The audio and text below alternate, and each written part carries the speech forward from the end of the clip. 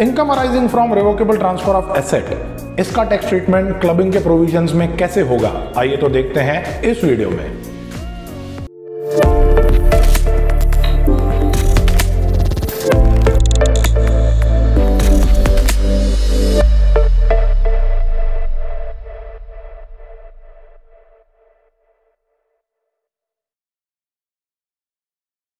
जैसे कि हम लोग इस डायग्राम में देख सकते हैं, मेंशन किया हुआ है सेक्शन 61 डील कर रहा है income arising from revocable transfer of assets. अब ये रिवोकेबल ट्रांसफर ऑफ एसेट्स क्या होता है, पहले हम लोगों को रिवोकेबल वर्ड का मतलब समझना पड़ेगा। रिवोकेबल का मतलब होता है रिवर्सेबल और कैंसिलेबल, ऐसा कोई ट्रांसफर जो ट्रांसफरर के विश के हिसाब से कभी भी कैंसिल किया जा सकता है, तो उसे हम लोग रिवोकेबल ट्रांसफर कहते हैं।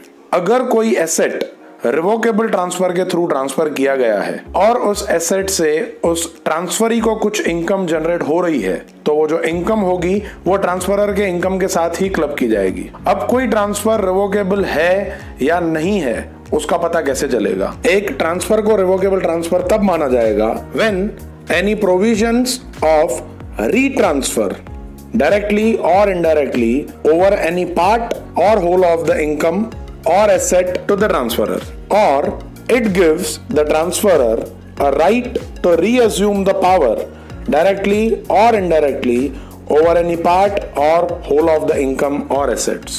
अगर ट्रांसफरर कभी भी उस एसेट को वापस ट्रांसफरी से ले सकता है या उस इनकम के फ्लो को फिर से अपनी तरफ रीडायरेक्ट कर सकता है, तो उसे रिवोकेबल ट्रांसफर कहा जाएगा। इस प्रोविजन के कुछ एक्सेप्शंस हैं, वो यहाँ पे मेंशन किए हुए हैं। एक्सेप्शन सेक्शन 62 में दिए हुए हैं।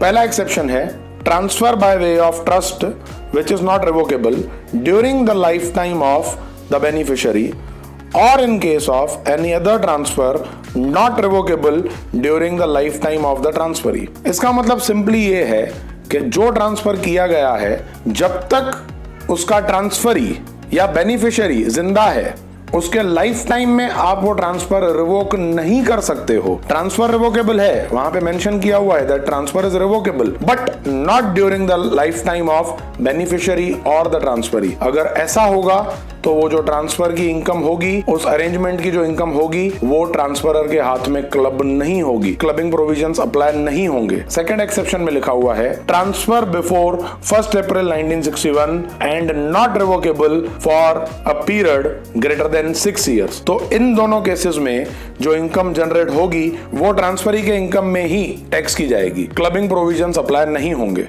नेक्स्ट एक्सेप्शन में पॉइंट दिया हुआ है ट्रांसफरर डिराइव्स नो डायरेक्ट और indirect benefit from such income. ऊपर दोनों दी हुई अरेंजमेंट्स में से ट्रांसफरर को कोई डायरेक्ट या इनडायरेक्ट बेनिफिट नहीं मिलना चाहिए। And when the power to revoke arises, clubbing provision would apply. अगर ये provisions during the life time of beneficiary और ट्रांसफरी किसी भी रीजन की वजह से रिवोक किए जा रहे हैं, तो क्लबिंग प्रोविजंस अप्लाई होंगे। ध्यान देने वाली पॉइंट है कि क्लबिंग प्रोविजंस के लिए वो एक्सेप्शन तब ही माना जाएगा जब revocation during the life time of beneficiary और ट्रांसफरी पॉसिबल नहीं है।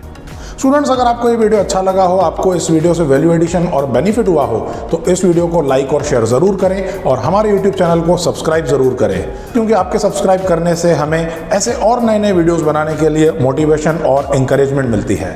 Thank you.